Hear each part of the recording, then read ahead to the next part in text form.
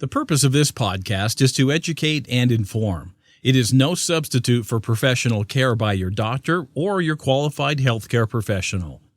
Never disregard or delay professional medical advice because of something you've heard on this podcast or in any linked material.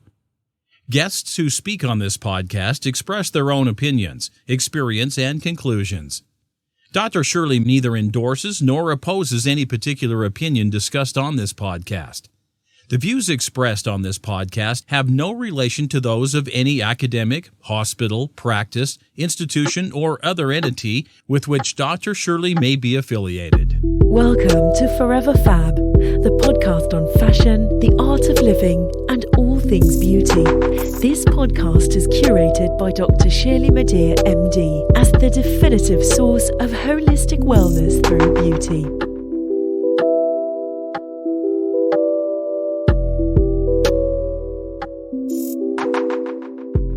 Welcome back to part 2 of the Forever Fab podcast with my amazing guest, Laura Geller. Laura, do you consider yourself in the youth of your career, middle-aged in your career, or just in the middle of things? That's a great question. Nobody ever asked me that. Why, thank you. You know, I don't consider myself, at the beginning, the middle or the end, actually, come to think of it. Certainly not the beginning. I feel like I've always felt this way since I started, and I think this is such an important thing to feel, but at the same time, you don't ever bask in the moment of success. I always feel like there's more to do, or I haven't reached enough, or there's still people who definitely have not heard of the brand.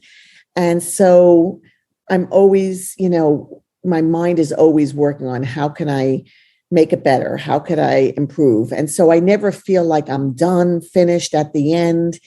And I always say, thank God I'm still relevant at 63. And thank goodness I'm still needed, because I don't feel like I'm ready to stop. So, I don't know where that puts me. Maybe the middle, maybe. Yeah, in the middle of things. Yeah, in the middle. And still going, thank goodness. I would say that what you offer is even more relevant today, for sure. I think people are starting to feel a lot more comfortable and embracing where they are and who they are, and just, and letting that show and being really proud of it. So I think you are perfectly suited for the moment and beyond. Oh my goodness. Thank you so much.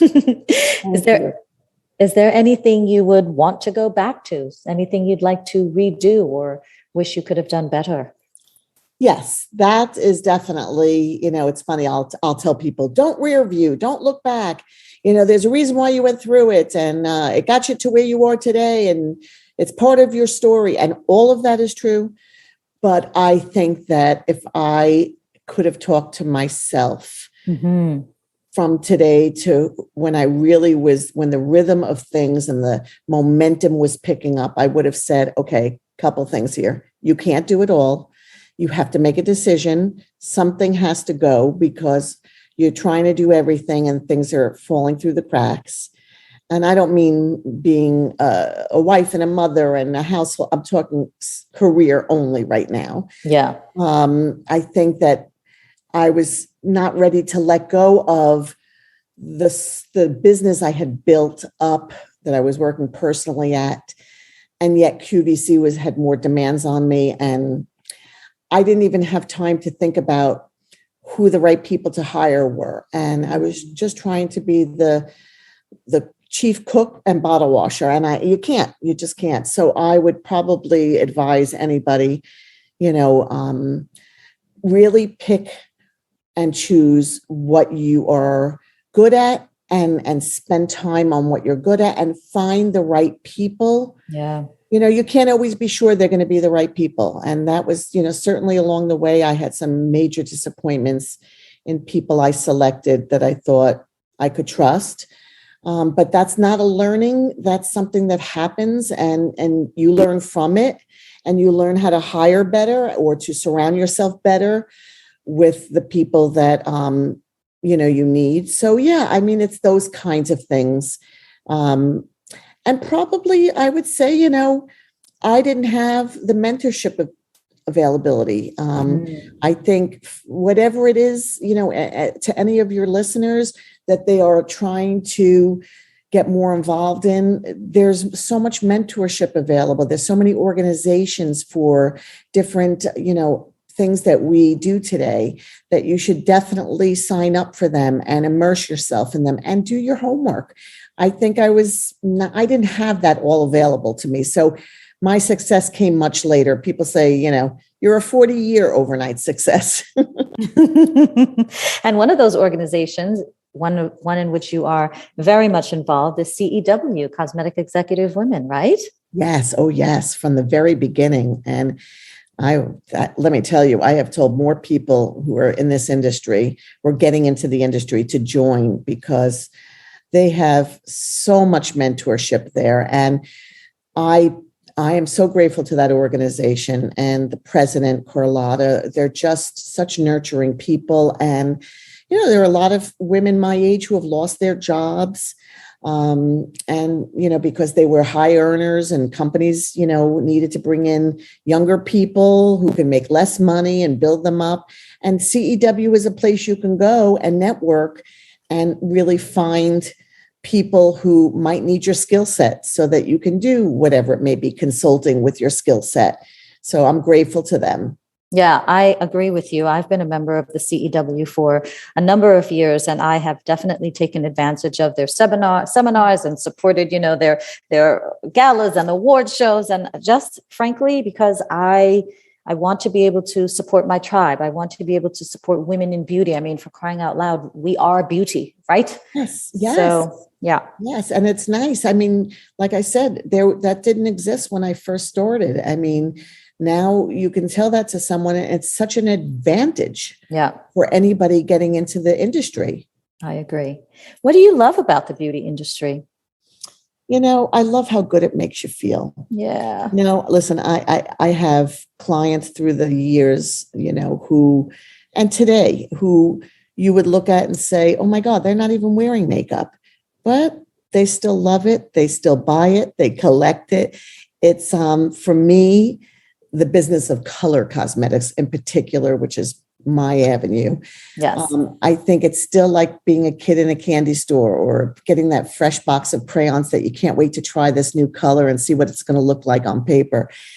So I think there's still that mystique behind it, and it keeps evolving, and there's so many new things that you want to get your hands on. So beside the play of it all, it's transformative, and it makes you feel better. And so I feel lucky I'm in a business of something that makes people feel better, because I know what it does for me and my emotional state of mind. Yeah, I agree with you 100%. I'm more of a skincare person, because the only makeup I ever wore was put on me when I was a ballet dancer, and it was very theatrical. So obviously the show ends, you take it off, and I never learned how to wear makeup. Yeah. But every once in a while I have to, put on a little mascara and lip gloss, and even that alone, I agree with you. I love the play of it. I love that it transforms you. And I love how, at least I do, look much better in pictures with makeup on. Yeah, absolutely. And it doesn't have to be a lot. And I think that's where the brand, has so much success, is that we've never been a brand that, taught people to do a lot to their face. It was always about enhancement and taking the least amount to enhance what you already have. And I think that in the lifestyle we're all living today, for good or for bad, I mean, it's really resonated with people. Yep, I agree with you. Well, we have that in common. We try to enhance people's natural beauty. I like that. Now, what would you change about the beauty industry, if anything? Yeah, I think there's an oversaturation, but I can't change that. Yeah.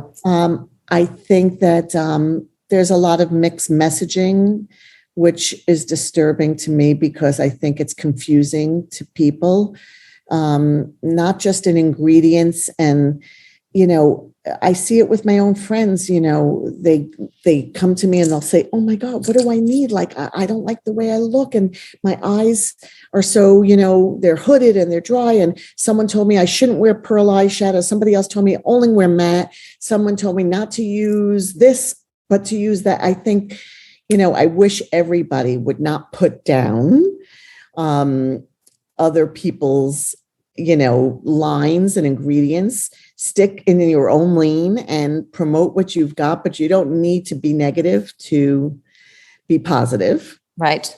And then I would say, I wish that celebrities would sometimes stay in their own lane. Ooh, I was just going, what a segue. You totally read my mind, because that is my next question. I feel terrible saying that. No, but you didn't say anything negative. You expressed your expert opinion. And my question was going to be, I don't know, is it a trend? Speaking of trends, but more specifically, oversaturation. Let's talk about oversaturation. You touched on that point. Do you think, without obviously mentioning the particular brands, do you think that the barrier to beauty industry, to beauty entry is too low? And regarding some of these new celebrity brands, do you think that they are viable, or do they have longevity? Well, let me say this. I think the bar is too low. Mm-hmm. And I think today, if you've got a big following, I think it's very easy for you to get the word out, and certainly much faster than people who have lived it, breathed it, knowledgeable about it, but certainly don't have that cachet and that Twitter following and that, Instagram following. Yeah. So I think, that for me is a bit frustrating, but I have seen a lot of successes, and I've seen a number of failures. And I think it's because if you really aren't involved in it, if you really aren't educated about it, and really you just hire people to do it for you, then you're not passionate about it. And chances are you're not going to stay successful at it. Got it. That's really where it's at. I share your opinion. I thought you would. I had no surprise there. Yeah. And regarding mixed messaging or confusing messaging of all the beauty trends or initiatives that are out there, clean beauty, organic beauty, sustainable beauty, this, that, and the other, what do you think we should keep, and which do you think we should leave behind? I'm not an expert in any of those areas. Clean, sustainable. I don't think anyone is. Who knows how they're really defined? Yeah. I mean, I remember when there was starting to be a shift in clean beauty. I remember then, sustainable. And I remember talking to my team saying, oh my God, I think we're going to have to talk about, should we be using containers that can be recycled? Should we, can we not use, these paper boxes? Can we just use, and I remember thinking, I was panicked because I saw other brands trying to do it. And I thought, do I need to get on this bandwagon? Right. And I realized, unless I was going to do it completely because I believed in that so wholeheartedly, that to do it a little bit or just a little way was not significant enough. And it wasn't really who we were. And then, not to say that I don't believe in clean or natural or sustainable. Right. Those things are very important to me. I think everybody would agree, but I don't think you have to be everything to everybody. You can't. Right. And so I'll probably lose a segment of people who only believe in that. But then there'll be another group of people that go, you know what? I like what you stand for. I like what you do. So I think that's, don't try to be everything to everybody. You can't. Yeah, I think that's key. I agree. I have said in the past, and I say it often, that giving back is the new luxury. And I think giving back is indeed beautiful. You, Laura, have contributed generously to many charities and philanthropic organizations. Do you believe that giving back is the new imperative for beauty brands?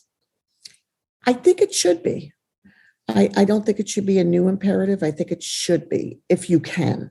Yeah. So, and there's so many ways to give back, whether it's monetarily or otherwise. For me, it was always monetarily because I wasn't that person who could, truly roll up my sleeves, go to another country. And I admire people who could do that and really just jump in and help where they can. But for me, I thought, if you could give back, from every sale, 10% or whatever you deem that you can afford to do. Right. You don't realize how much I would have never believed that the sale of this one item, this one SKU that we created, I knew that I was going to pick a SKU that would have longevity so that we could over time, earn enough money to give back to cancer charities. So I purposely picked something like that. But that was when I realized how much I gave. Yeah. I went, oh my God, why doesn't everybody? And I think a lot of people do it. I do. Yeah. And a lot of people don't talk about it and they go under the radar. And then there's a lot of people that like to brag about it. And that's okay too, because if it means getting the word out to someone else, I think it should be everybody's imperative. Everybody should give back wherever they can. It's just so important. There's so much need out in this world today. It's very true. Well, you've been giving back for over 20 years, and you have been in the business of helping to make the world a more beautiful place for over 20 years. Thank you. Thank you. It means a lot to me. I'm never going to stop. It's from the work that you do. Yeah, I'm never going to stop. Good for you. Good for you. Never. Yep. That's beautiful. That's beautiful. So since you're never going to stop, you're just going to keep doing what you do so beautifully. What do you do to de-stress and decompress? Do you have a well-being routine or wellness rituals that help you to recharge? I am going to tell you the truth. I'm going to be perfectly transparent. I relax a lot. Good for you. So when I'm not doing days that are 9 to 5, 9 to 10 at night, and I see that my next day is free, I unplug completely. And for me, I know a lot of people have these wonderful wellness routines, and I wish I had more of that in my life. And I'll talk to you one day about that. But right now, for me, unplugging means being with friends. It means, whether it's going out for dinner or putting on a great movie on Netflix and sitting with my dog that I got during the pandemic, and just being quiet with myself. That's, for me, it's my wellness routine right now, and it works. That's all you need. Yeah. What kind of dog do you have? I got an Aussie Doodle. She came into my life. I didn't pick her. And she was the biggest blessing in my life. I got her in late November of 2020. I knew the pandemic, God willing, would have been over at some point, but we're still in it. We're still in it. And I thank God because I get to be home with her a lot. And Gigi she's right next to me right now. She's special. I love Gigi. Oh my gosh, that's fantastic. You'll have to send me a picture. Oh, I would love to. I have no trouble sending pictures of Gigi. Trust me. Okay, great. Tell me one thing besides Gigi. Tell me one thing that most people don't know about you. Let's see. I wish, I always say when people tell me, oh, I've been married 3 times. I have 2 kids from this man. I always say, I don't have a story. I wish I had a better story to tell. You've got a fabulous story. It's not so interesting though, but I will tell you that for those who don't know, I'm a single mom and gave birth to my son later in life. I was 40 when I had him. Congratulations. And I had him on my own. And, when people say you can't have it all, I say, you might not be able to have everything you want the way you want it, but you kind of can have it all if you really want something bad enough. And I was so busy with my career and it was just the years were flying that I didn't take time to stop and go, wait a minute, whoa. I want a family. I want a child. And I made that happen. I just made that happen. Well, good for you. I wish I had one of those canned clap sound things because I want to put it in right now. Oh, no, I feel your spirit, honey. I feel it. I feel your round of applause. Trust me. Yes, I'm so proud of you. I know I don't know you well, but I just feel it deeply in my heart. I am absolutely proud of you. I Thank really you. am. So Thank you so by much. doing this podcast, I hope that I've been doing you an honor and just putting you up on an even higher pedestal because you deserve at least that. So Well, thank you. I'm not going to you are. I'm not going to say, no, I don't, because I know you're going to say, no, yes, you do. Yes, you do. So I will not be one of those people who say, no, don't say that. Thank you, because you did make me feel terrific and you did help me to open up. And you're an amazing interviewer with a phenomenal voice and thank you speaking. so much. So thank you for giving me your time and choosing me and selecting me. Thank you. Well, the last few questions I hope are fun for you. What is your personal beauty routine? What does Laura Geller do? Oh, I love my routine. Yeah, tell me. I do. And I recommend this to everybody. I don't know that everybody can do it, but it's something that is a game changer. Okay, let's hear it. Okay. For those of you who don't see as well as you used to, stop being so proud and get yourself a 10-time or a 5-time or an 8-time makeup mirror. And although it may be scary to look in it because you see things you don't want to see, the truth be told, if you do whatever you do to do your makeup, you will do a much better job because you will be so surprised at the errors and mistakes we make when we apply our makeup because we're in a rush or we're looking in a mirror where you don't see that well. So that would be my first tip. Look at it when you're all done in a mirror, magnifying mirror, and then go back to your one-time mirror because sometimes when you look at it in a regular not magnifying, I'm saying, you might go, ooh, wait a minute, let me soften that up a little bit. Got it. So you got to do that. And the second thing is to sit down when you do it. Oh my gosh. Do you stand or do you sit when you do your makeup? The few times that I do, I always sit. You do? Good. Okay. Yeah. Most people will stand and look into a mirror or lean into a mirror. And I think you have to create an area where you're going to do your makeup so that it's relaxing, even if you're doing very little, because you'll be more inclined to stay longer because you're sitting and because you've created this special area. And I have my morning cup of coffee when I'm doing it. And I got to tell you, I'm less rushed and I do a better job. And that's my morning routine. That's a moment. You're having a moment of self-care. Yeah. Yeah. That's my morning routine. And of all the fabulous products you have on that site, I can't wait to try them. What is the one beauty product you absolutely, positively cannot be without?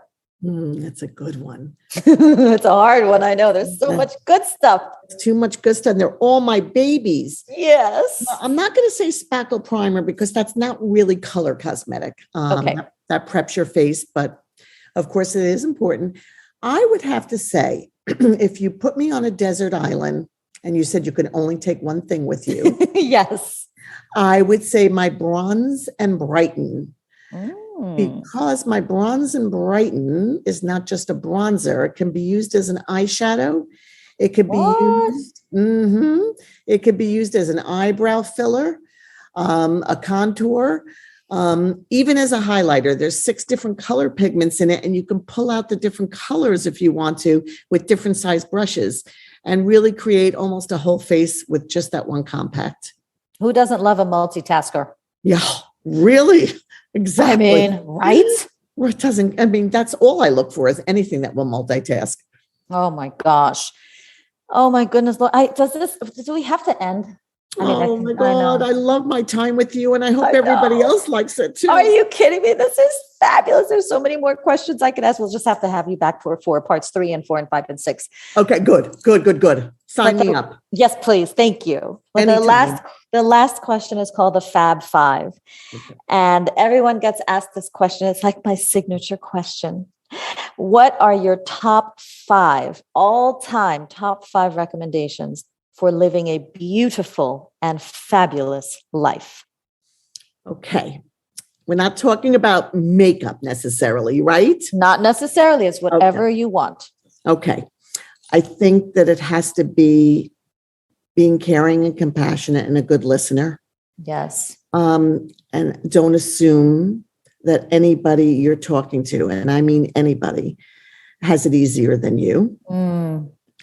I think don't look to your left or to your right, but stay in your lane, because I think if you look and say, why do they, how come I don't have, you will never enjoy what you do have and what you've attained. Yes. And that may be, a loaded answer, both of those answers. So that could have covered 1, 2, 3, 4, and 5 already. That actually covered 3. I'm writing them down. But who's counting? And then I think that, I do think taking time for yourself and it's a hard one. I'm not good at it. I'm not going to lie. I know how important it is, because when I do it, I recognize that I'm better for everybody else. Yeah, we all have to work on that. We all have to work on it. There's demands on our life, especially with, ailing parents or grief and loss.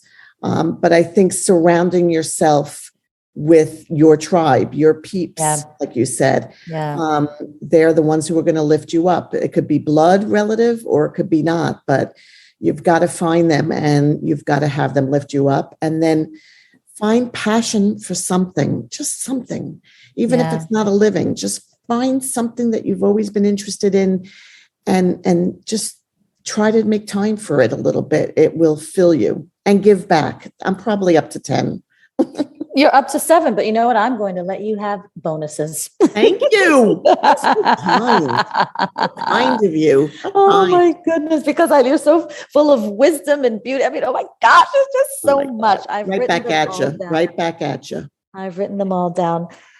The fabulous, inimitable, epic, iconic, legendary in her own time, Laura Geller. Thank you so much for being a guest on this podcast and spending time with me and sharing your love of beauty, sharing your love of people, your love of life.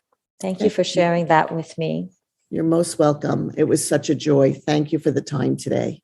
I hope you'll come back and talk to us again. You bet. This brings us to our close of this week's episode of the Forever Fab podcast with my fabulous guest, Laura Geller. Shop beauty products at laurageller.com. Find your spackle at laurageller.com.